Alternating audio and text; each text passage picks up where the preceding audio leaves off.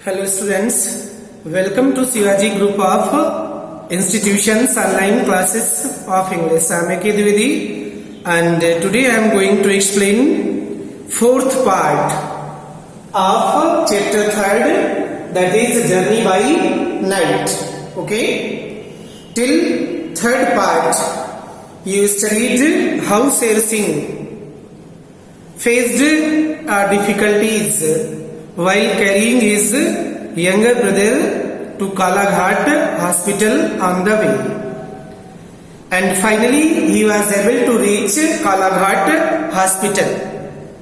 So let us start this part. This is the last part of this chapter. So open your book, page number 30, and try to understand it seriously. Very interesting story. Okay, let us start it. Where have you come from, boy? Students, in third part आपने पढ़ा कि कैसे Sher Singh finally second river को cross करके लगभग hospital के करीब ही पहुंच जाता है, but not to the hospital. वहां पर ही मेट सम पीपल, कुछ लोगों से मिला, and the people questioned him, where have you come from boy? You carried him all by yourself. लोगों ने पूछा, बेटा तुम कहां से आ रहे हो? And you carried him all by yourself. और तुम अकेले इस बालक को अपने साथ लाए हो.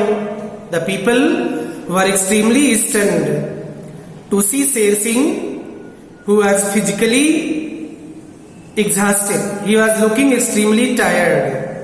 They questioned him if he was all alone who carried his younger brother from his home to this spot. Sher Singh family faintly answered this their question. Sher Singh ने लोगों के क्वेश्चन सुन करके faintly, that means he was extremely disappointed. He was not able to speak clearly. Faintly, that means in unconscious state. He was not fully conscious. Conscious नहीं था क्योंकि बहुत ज्यादा थक गया था. उसने लोगों के क्वेश्चंस को रिप्लाई किया. As they moved ahead in bullock cart, लोग बैलगाड़ी में बैठ करके जा रहे थे, तो शेर सिंह ने उनके क्वेश्चंस को रिप्लाई किया. एंड देन अ ट्रक, फिर वहां से एक ट्रक निकला, उसमें भी लोगों ने पूछा तो उनको भी उसने रिप्लाई किया. Finally they had reached the hospital. इस तरीके से जब लोगों ने उसकी प्रॉब्लम्स को रियलाइज किया, when the people going in bullock cart और in truck knew his problem, they gave him lift in the cart and truck. लोगों ने कार्ट में और ट्रक में उसको लिफ्ट दिया. And finally Sher Singh was able to reach the hospital at Kalaghat. Okay students, writer says that on the way he met with many people who were going somewhere on the cart and in the truck or some other vehicles. The people gave him lift in the cart and then in the truck.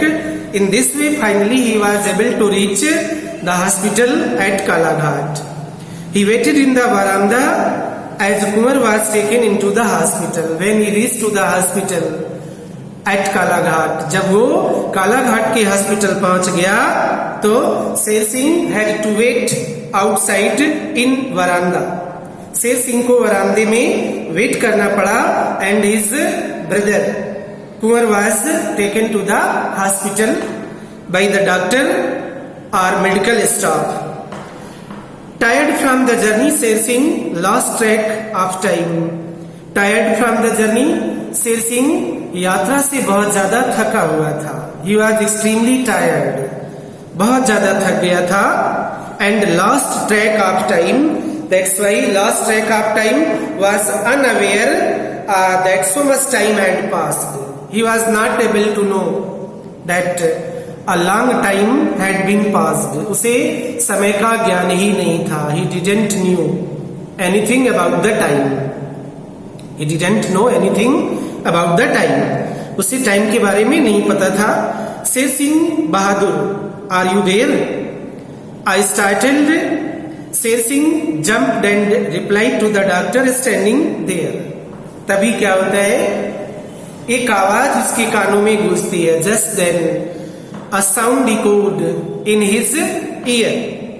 और उस आवाज ने क्या पूछा? शेर सिंह बहादुर, are you there? शेर सिंह बहादुर, क्या आप वहां पर हैं? Startled Sher Singh jumped up and replied to the doctor. Startled means stunned, चौंक गया और उसने क्या किया? Replied to the doctor, doctor को रिप्लाई किया. हु वाज स्टैंडिंग देयर, जो वहां पर खड़ा हुआ था. माई फादर इज शेर सिंह बहादुर, आई एम शेर सिंह. क्या जवाब देते हैं कि it was the name of his father. His father's name was Sher, his father's name was Sher Singh Bahadur, but he was only Sher Singh. Did you bring in the child from Laldwani? Then doctor inquired him if he was all alone. Who brought his younger brother Kunwar Singh to that hospital all alone, facing so many difficulties and hardships on the way? Yes. Sher Singh ने reply किया, हाँ शेर सिंह बहादुर, your brother will live. तो doctor ने उसकी बात को सुन करके कमेंट किया. क्या कमेंट किया? Definitely his brother would be saved. निश्चित रूप से उसका भाई बचाया जा सकेगा. He would be alive, said the doctor with a gentle smile. Gentle smile, that means smiling. There was a smile on the face of the doctor and he consoled Sher Singh that his brother would be recovered very soon. He would be treated well and he would become healthy very soon. Okay, students, prepare this chapter fully. Watch this video again and again and prepare all the difficult words, meanings, everything. So students, thank you for attending today's class. Good morning student, welcome to Shivaji Group of Institution online classes. Student, in previous class we have completed unit 1st of chapter 3rd. Now today we will start its second unit, which is pressure exerted by liquids.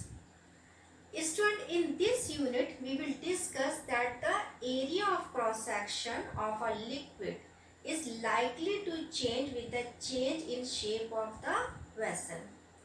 So students, by the help of some investigation we will prove this thing. So the first investigation is,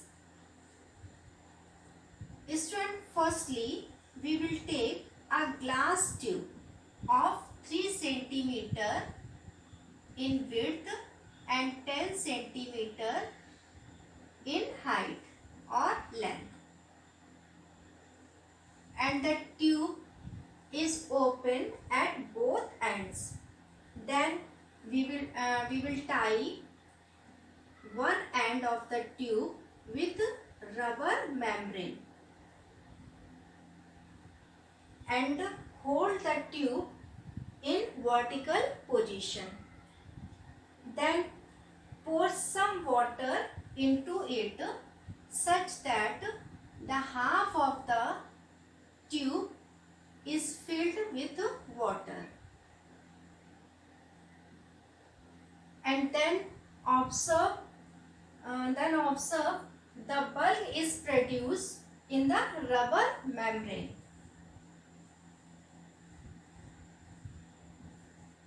In the rubber membrane,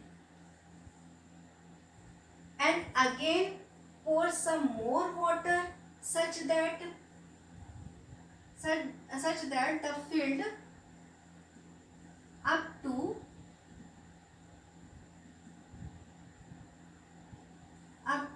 3/4 of the tube.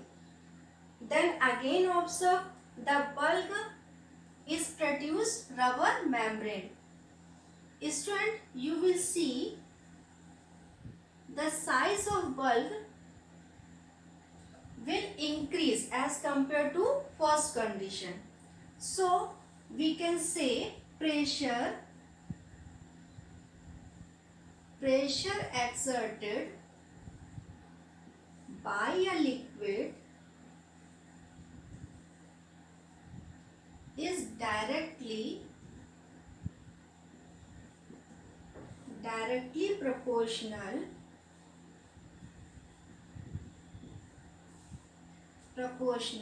to the height of liquids.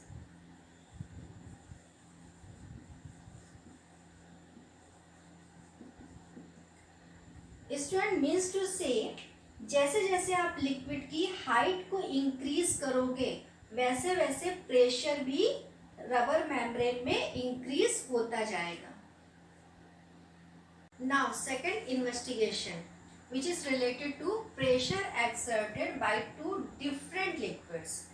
Student, in this investigation, firstly we will take two glass tube of same width and same height, and then we will tie one end of the tube with rubber membrane.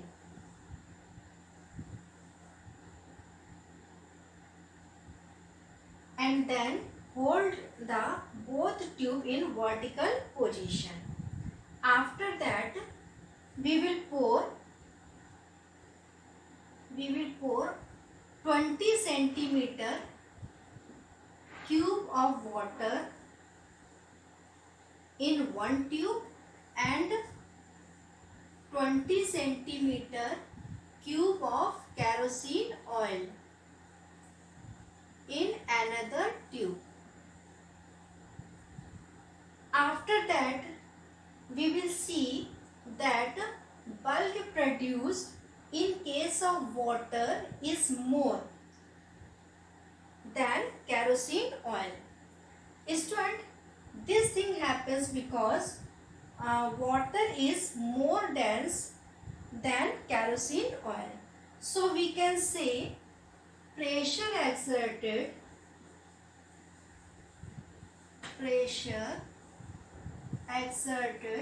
by a liquid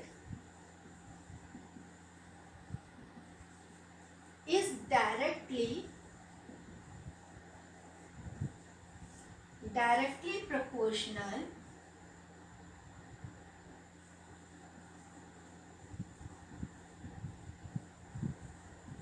to its density.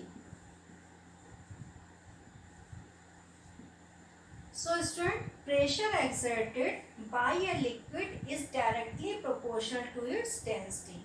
Means to say जिस भी liquid की density मोर होगी it means pressure भी अधिक होगा उसमें.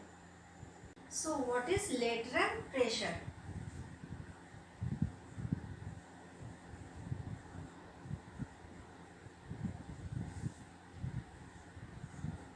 The pressure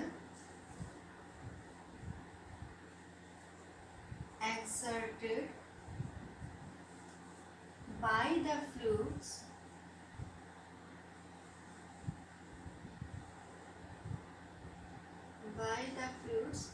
on the sides of a containing vessel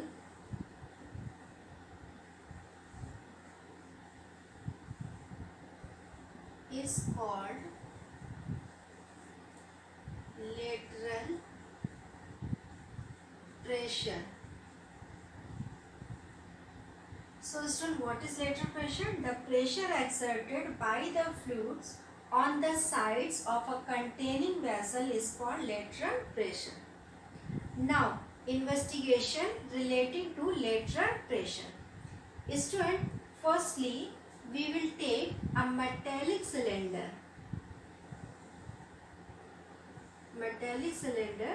provided with a small opening near the base. Then we will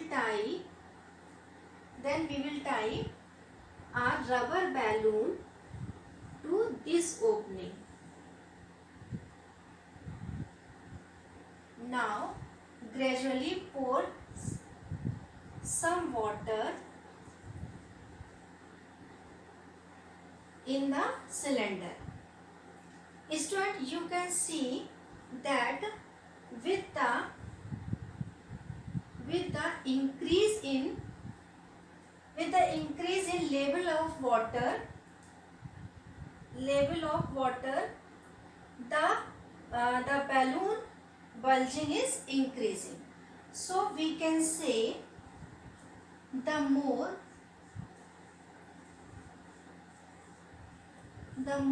the depth of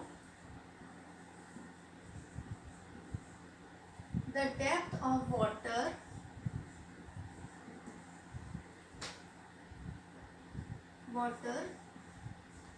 more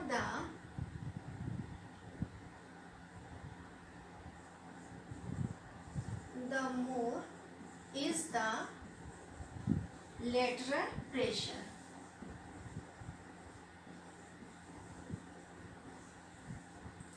So student, the more the depth of water, the more is the lateral pressure.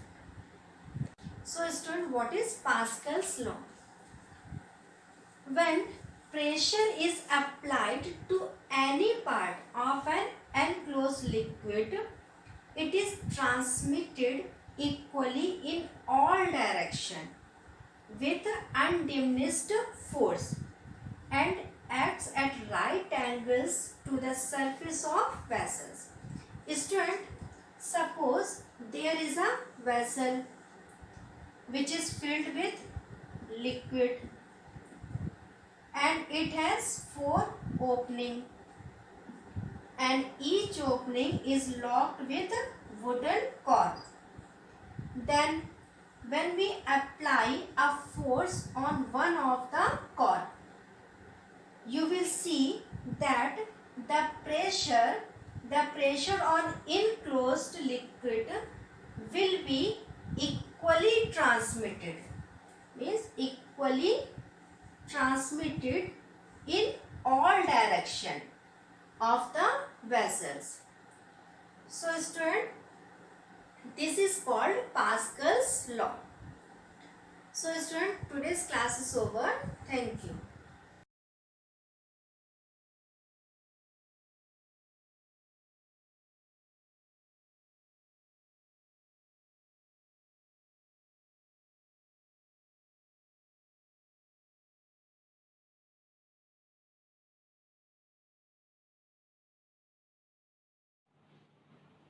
Hello student, welcome to SUI online chemistry classes for class 8th.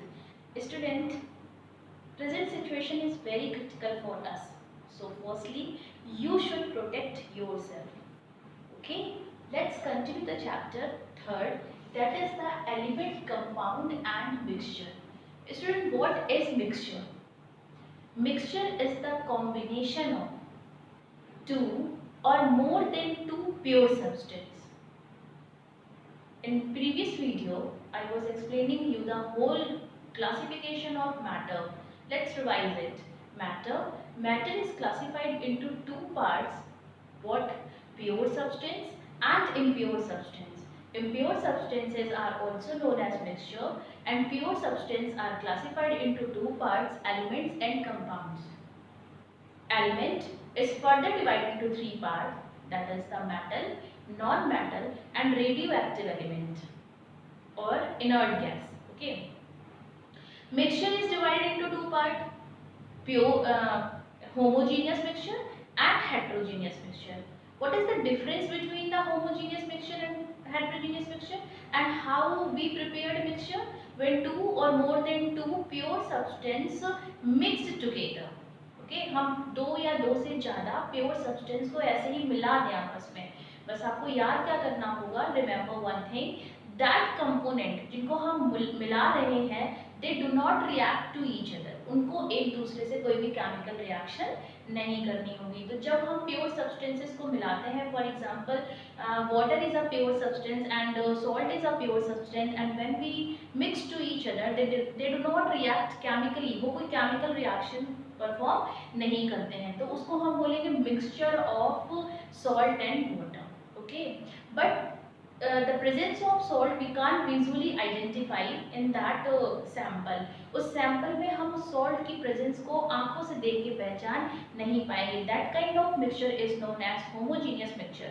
And when we add some sand in that water, sand is a pure substance and water is a pure substance. When we mix together, they do not react to each other, and we can easily identify the presence of sand in that sample. So that kind of mixture is known as heterogeneous mixture. So what is the basic difference between the homogeneous and heterogeneous mixture? When we easily identify the presence of component in that mixture is known as homogeneous mixture.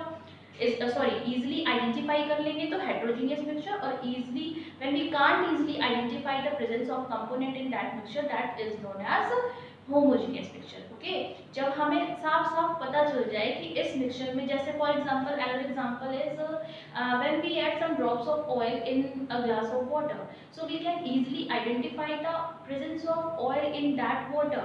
So this is the example of heterogeneous mixture. बहुत ही आसानी से आंखों से देखकर हम पहचान लेंगे कि इस वाटर में ऑयल की ड्रॉप्स पड़ी हुई हैं. ये मिक्सचर किसका है? ऑयल प्लस वाटर का है. ओके, तो this is the basic difference between the homogeneous and heterogeneous mixture. जब हम कंपोनेंट की प्रेजेंस को पहचान लें, so that is heterogeneous mixture. जब हम कंपोनेंट को पहचान ना पाएंगे, for example when we add sugar in water, we can't visually identify. Test से पहचान लेंगे बट हम आंखों से देख के विजुअली आइडेंटिफाई ना कर पाए, that is homogeneous mixture. So today's topic is separation of component of a mixture. Mixture के जो भी कंपोनेंट उसमें मिले होंगे उनको हमें सेपरेट मतलब अलग अलग करना है. उसमें मैंने एक सेपरेशन पहले आपको लिया है. फर्स्ट आज हम किसको सेपरेट करेंगे? Separation of common salt and marble powder. किसका मिक्सचर है?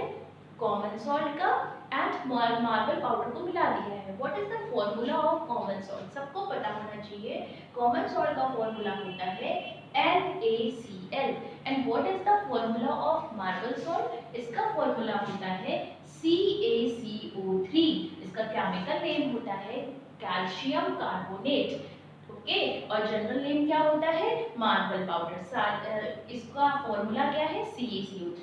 ओके, कॉमन सॉल्ट का नेम क्या होता है? Chemical name sodium chloride. And general name क्या हुआ?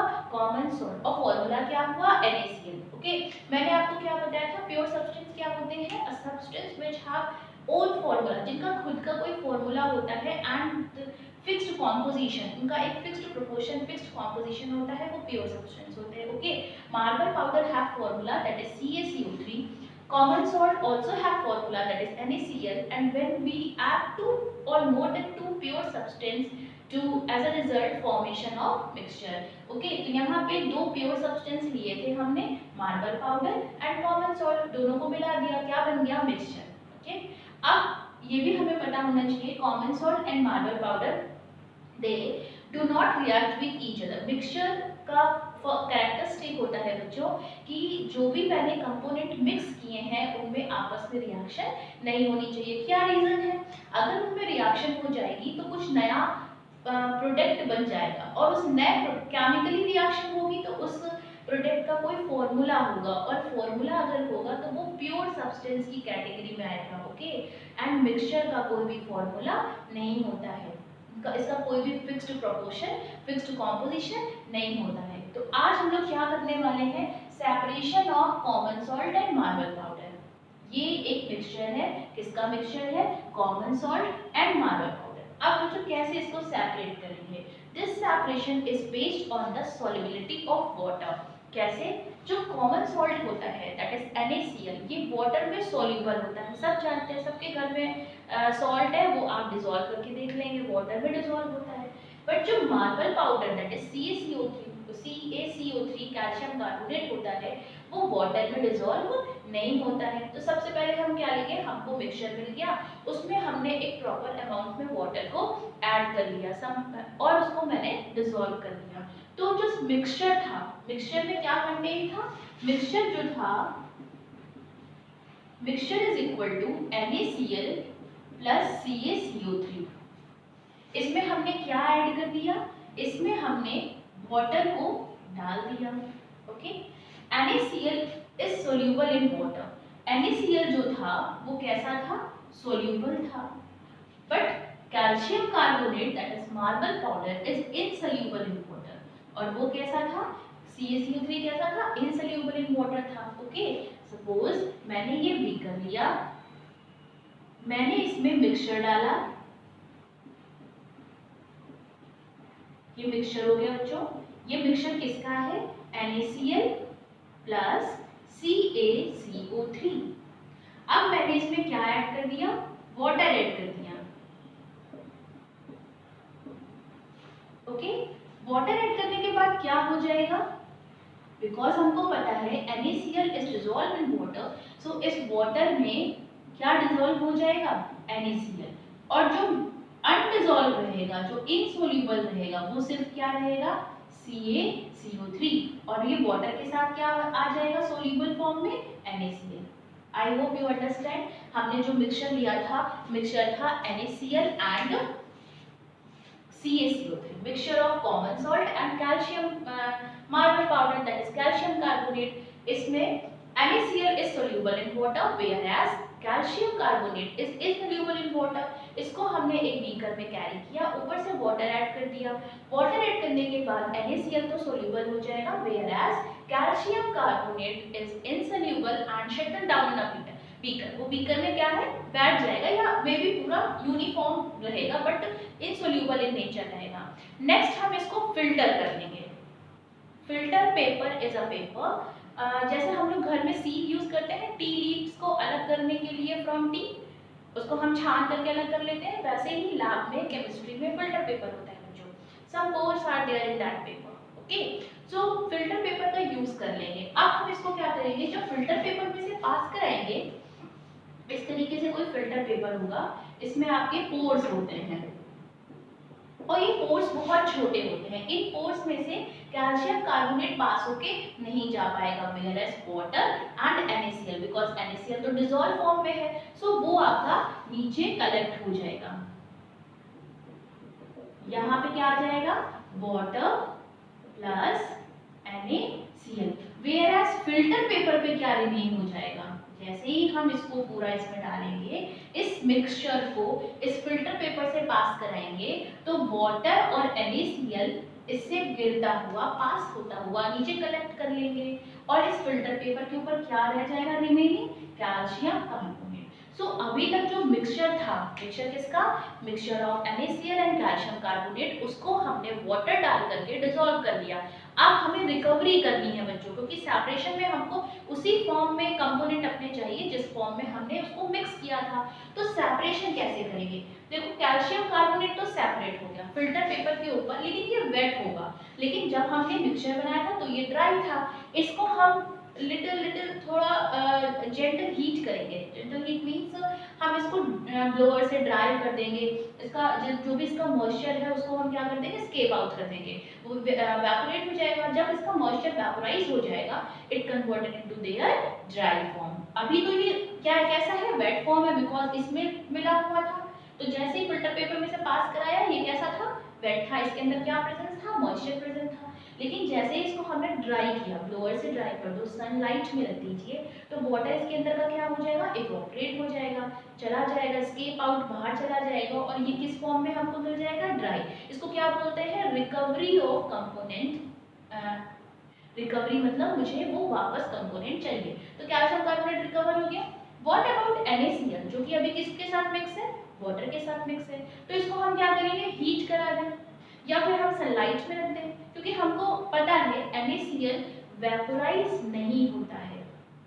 ओके बच्चों, NaCl वेपोराइज नहीं होता है। ऐसे तो समुद्र में से नमक निकाल लेते हैं, जो हमारा सी वाटर होता है उसको हम सनलाइट में ऐसे बहुत सारे रो बना के फिल कर देते हैं। और सनलाइट की प्रेजेंस में वाटर क्या हो जाता है, सी वाटर पूरा इवोपरेट हो जाता है, और जो जमीन में जो हमने रोज बनाई थी उसमें क्या कलेक्ट हो जाता है, NaCl वाइट फॉर्म में, वाइट कलर का NaCl सॉल्ट कलेक्ट हो जाता है जो सी वाटर के अंदर था, बिकॉज NaCl वेपोराइज नहीं होता है, उसके अंदर वेपोराइज होने की टेंडेंसी नहीं है। फिर प्यूरिफाई करते हैं, देन वो हमारा मार्केट में प्यूरिफिकेशन के बाद आ जाता है। सो यहाँ क्या करेंगे, ये जो सैंपल हमारा बीकर में है इसको हम सनलाइट में, वेयरएज हम हीट कर देंगे इसको। ओके, हीट करने के बाद जो भी वाटर था उसमें वो गैस क्या हो जाएगा, फिर वाटर के अंदर तो वेपोराइज होने का पावर है तो वो वेपोराइज हो जाएगा, और जो बीकर में कंटेंट बचेगा वो क्या बचेगा, NaCl, उसको भी ड्राई कर लेंगे। सो हमारा मिक्सचर क्या हमने लेके चला था, कैल्शियम कार्बोनेट NaCl,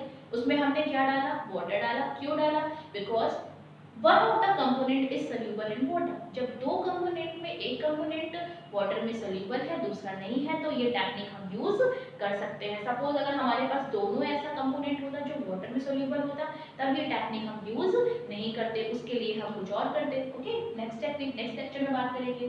तो जब हमारा मिक्सचर के कंपोनेंट में एक कंपोनेंट वाटर सोल्यूबल हो, अदर कंपोनेंट वाटर सोल्यूबल ना हो तो हम ये मेथड यूज कर सकते हैं। फॉर एग्जांपल क्या था example, separation of common salt and marble powder. Beaker में हमने मिक्सचर को ऐड किया, इसमें हमने क्या ऐड कर दिया, वाटर ऐड कर दिया। वाटर ऐड करने के बाद NaCl डिसॉल्व हो जाएगा, कैल्शियम कार्बोनेट डिसॉल्व नहीं होगा, फिल्टर करेंगे, फिल्टर्ड पेपर के ऊपर क्या बचेगा, कैल्शियम कार्बोनेट, वेयरएज फिल्टरेट, इसको फिल्टरेट बोलते हैं। जो लास्ट में जो वाटर एक्सट्रैक्ट होकर निकल के आएगा उसको क्या बोलेंगे, filtrate. Filtrate contain water and NaCl, after the vaporisation water is escape out and remaining क्या बचेगा, NaCl is left behind in beaker. So I hope you understand well कि हम कैसे इसको सेपरेट करेंगे। नेक्स्ट वीडियो में हम कोई किसी दूसरे मिक्सचर को सेपरेट किसी दूसरी टेक्निक से करेंगे। Okay, thank you.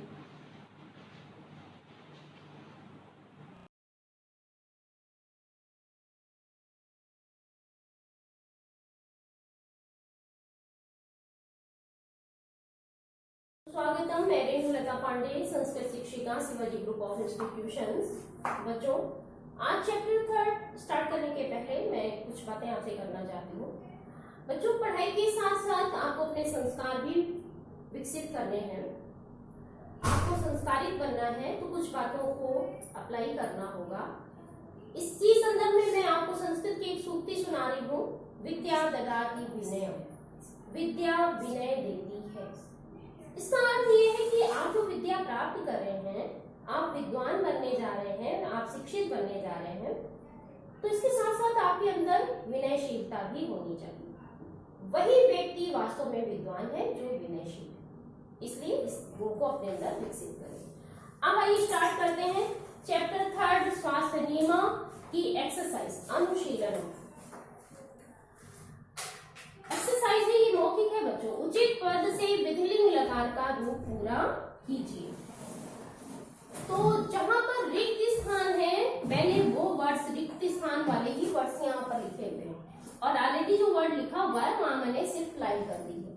आपकी बुक में ये वर्ड्स लिखे हुए हैं, सिर्फ रिक्त स्थान में क्या लिखना है वो मैंने यहाँ पर लिखा है। जैसे गम धातु में गच्छेत और गच्छेयु आएगा। दृश्य धातु में पश्येतम पश्येत, पृच्छ पृच्छेयम पृच्छेय, नी नयेताम नयेयुः, भू धातु भवेः भवेत, धाव धातु है धावेम धावेम। ठीक है, तो आपको ये शब्द लिखने हैं। ये तीनों वचनों में है, एक वचन, द्विवचन और बहुवचन। तो जहां पर रिक्त स्थान है वहां आप इन शब्दों को पेंसिल से लिखें।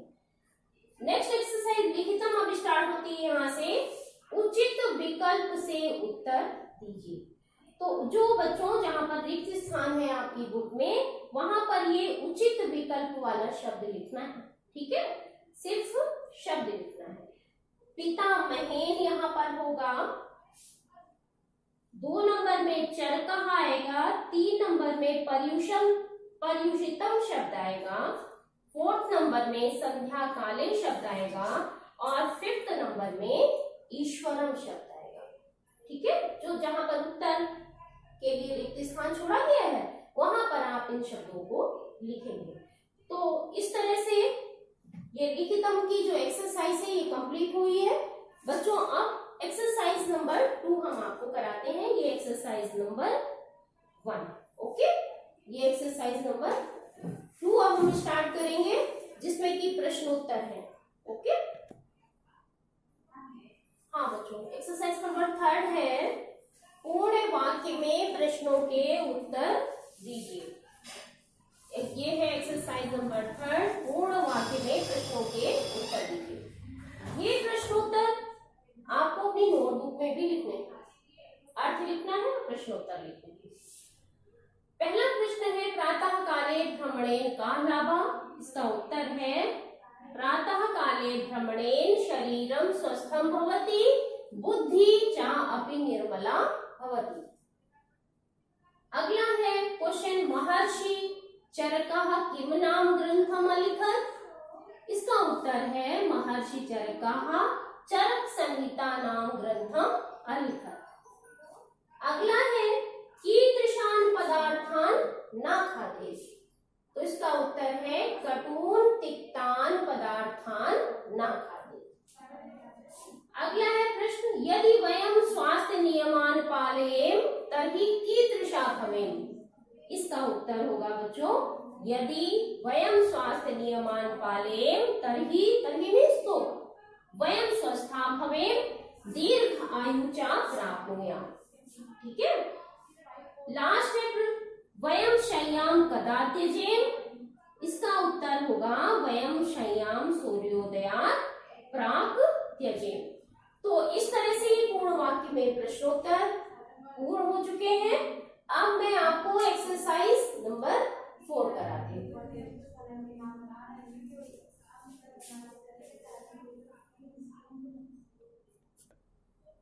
हाँ बच्चों, एक्सरसाइज नंबर 4 देखिए, स्थूल पदों के आधार पर उचित प्रश्नवाचक शब्द को चुनिए। आपकी बुक में देखिएगा, ये जो शब्द लिखे हैं सेंटेंस में वो स्थूल है, यानी मोटे मोटे शब्द लिखे हुए हैं। तो उनके उन स्थूल पदों, पद यानी शब्द के आधार पर हमें प्रश्न बनाना है। ठीक है। तो पहला जो स्थूल पद है उसके आधार पर प्रश्नवाचक शब्द बनेगा के को आप टिक करेंगे। दूसरा है कासाम, तीसरा है कान, चौथा है पुत्र और पांचवा है कह। ठीक है। तो ये करेक्ट ऑप्शन है। आपके बुक में विकल्प दिए हुए हैं, तो ये शुद्ध विकल्प है, इन्हें आप टिक करेंगे। ठीक है। अब आइए एक्सरसाइज नंबर 5 पे, विधिलिंग लकार के उचित रूप को चुन करके वाक्य पूरा कीजिए। विधिलिंग लकार के उचित रूप को चुन करके वाक्य पूरा कीजिए।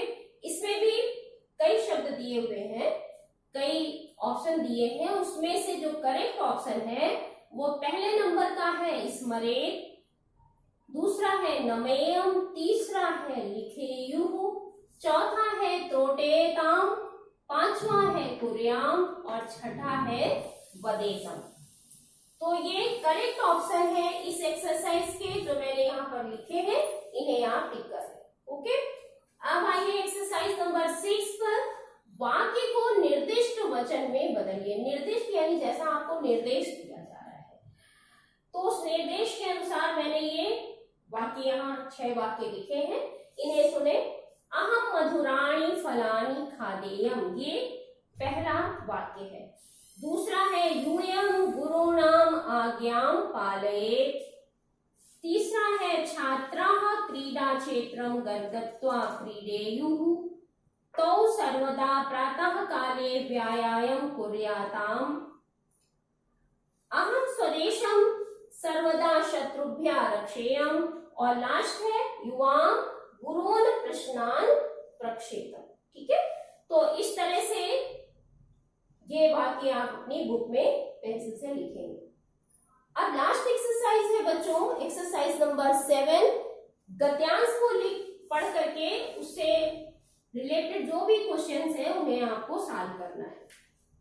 तो देखें, पहला प्रश्न है उसमें, एक पदेन उत्तरत्।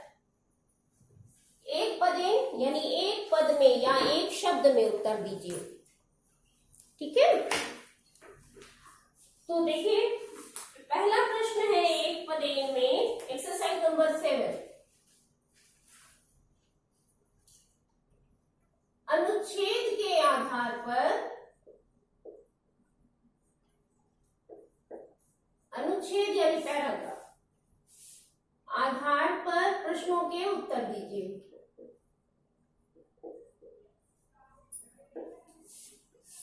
प्रश्नों के उत्तर दीजिए। अब इसमें पहला प्रश्न है, एक पदेन उत्तरत,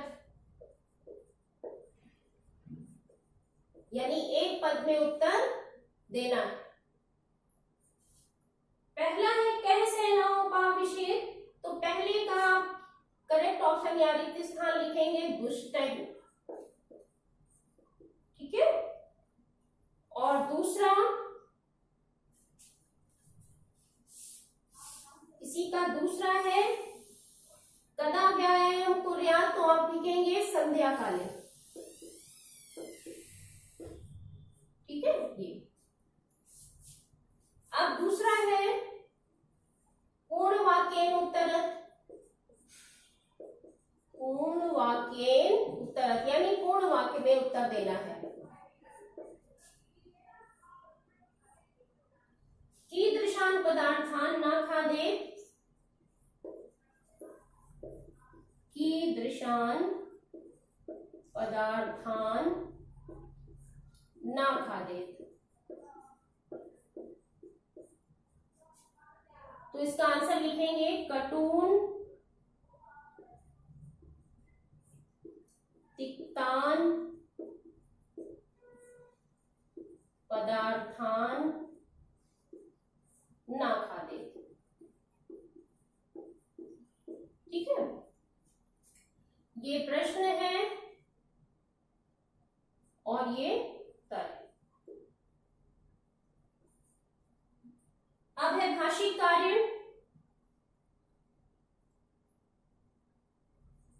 यानी व्याकरण से संबंधित कार्य, भाषिक कार्य।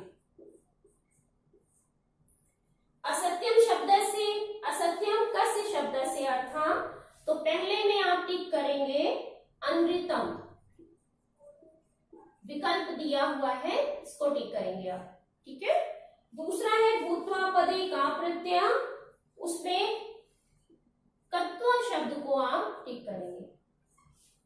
ठीक है, इस तरह से भाषिक कार्य भी आपका पूरा हो गया है बच्चों। और इसी एक्सरसाइज के साथ ही साथ आपका पूरा चैप्टर ही कंप्लीट हो गया है, स्वास्थ्य नियमः। ठीक है, तो आप इस चैप्टर की एक्सरसाइज कंप्लीट करेंगे और जो भी लर्न करने का है, प्रश्नोत्तर वगैरह, वो आप लर्न करते रहेंगे। समय से अपना कार्य पूरा करें। धन्यवाद, आपका दिन मंगलमय।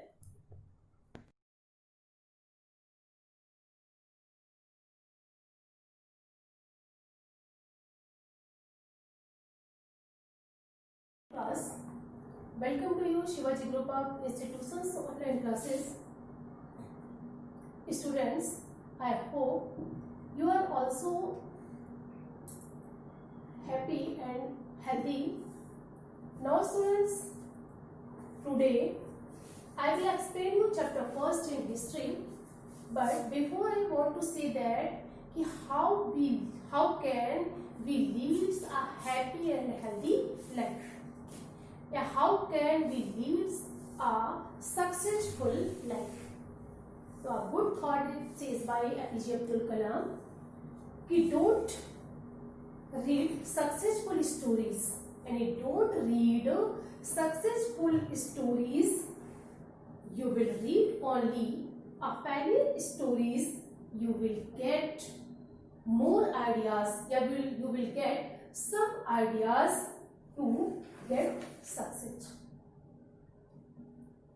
Now we start this chapter. Chapter first is union legislature. Union legislature, union means संघ, एक यूनिटी, यूनियन। लेजिस्लेचर यानी legislature means Vidhan Sabha.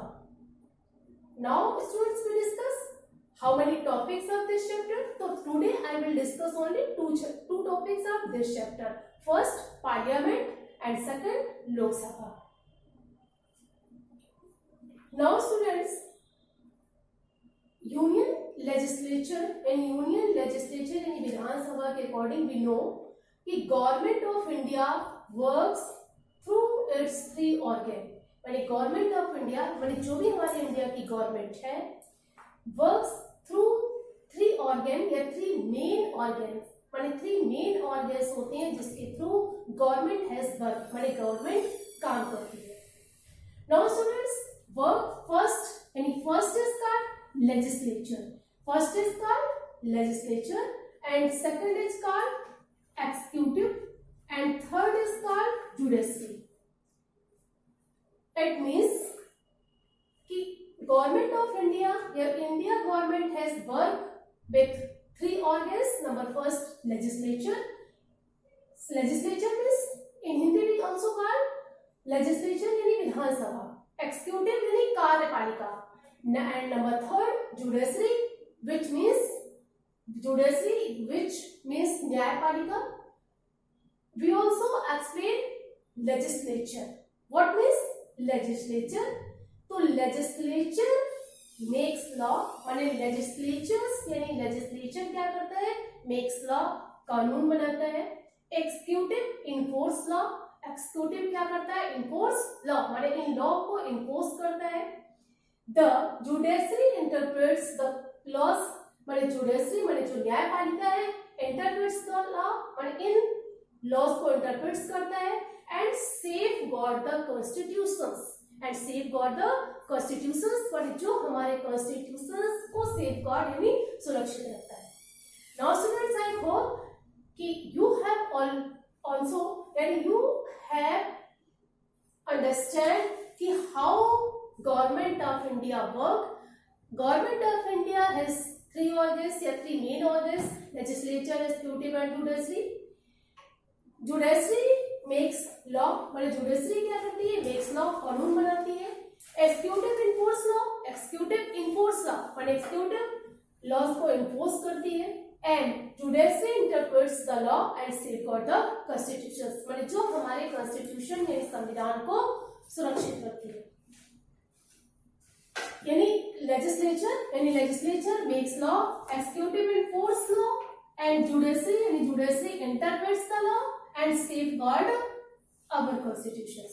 Understand? Now we discuss legislature. Legislature यानी विधान सभा। विधान सभा क्या है, तो how we know about कि legislature are law making bodies. Students, legislature how we work, माने legislature क्या है, law making bodies है, माने जहाँ क्या होते हैं, कानून बनाए जाते हैं। Yeah, law making bodies is also called legislature. At the center of law, we also call the legislature center of law. माने इसे law का center भी कहते हैं। Making body is parliament and state of Vidhan Sabha. Making bodies माने इसे making bodies माने legislature is also called कि law making bodies, center of law and making bodies of parliament and state in any state माने in a states माने any state किसी भी states में in Vidhan Sabha. Now we discuss it is impossible. It is impossible means माने because India has a large country, so it is impossible कि how central government looks after in whole country. So it is impossible for the central government to look after the administration. Administration means in Hindi प्रशासन व्यवस्था। माने it is impossible माने central government के लिए ये impossible होता है कि look after the administration of a country, माने कि वह इंडिया जैसे big country की एडमिनिस्ट्रेशन यानी प्रशासन व्यवस्था को पूरी तरह से देख सकता है।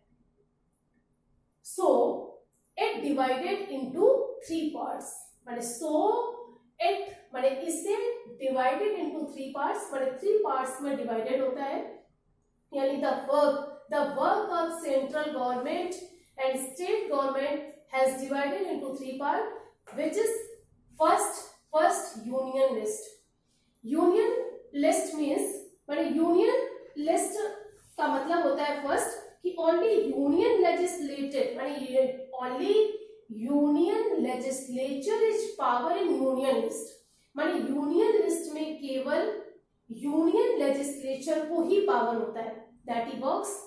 For example union list is included the works first foreign affairs. First क्या वर्क करता है? Union list is first work as union affairs. Next defence, finance, all matters of the national importance. यानी union list has work as a union list, only union legislature has power to make the laws in this list. माने इस list में केवल union legislature को ही power होता है work करने के लिए. Understand? Now we discuss state list.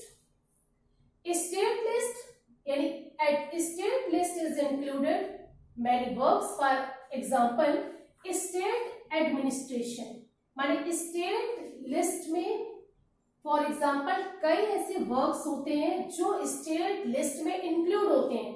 First state administration माने स्टेट की प्रशासन व्यवस्था, माने स्टेट का administration power. Next public health यानी पब्लिक हेल्थ का जो वर्क्स होता है included in state list. No law माने law and order are taken by the government, माने जो लॉ माने कई कानून and order taken by the government which is included in state list.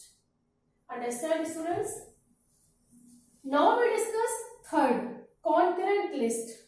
Concurrent list is also called the third list of the parliament. Concurrent list is included, for example, education. मतलब education का works जो होता है included in third यानी concurrent list.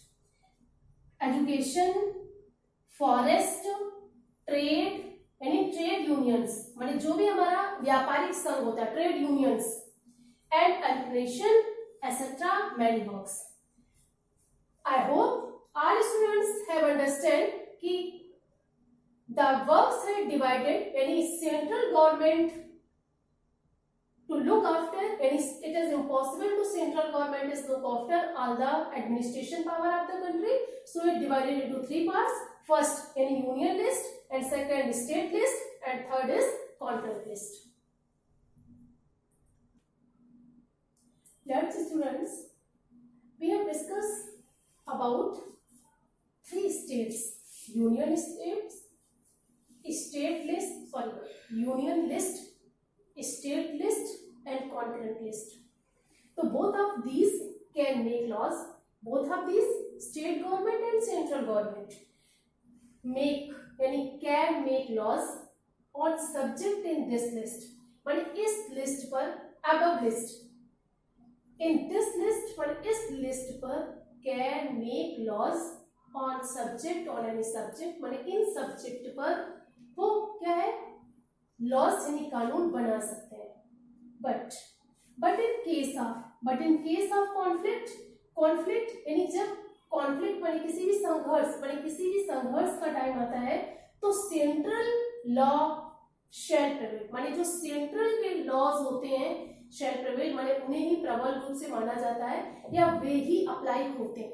Understand? Now we discuss कि union legislature यानी जो संघ विधानसभा है divided into 2 parts. First Lok Sabha. First is Lok Sabha, also called the upper house. Also called the Lok Sabha is called the lower house. Lower house. यानी Lok Sabha is also called the lower house and Raj Sabha is also called the upper house.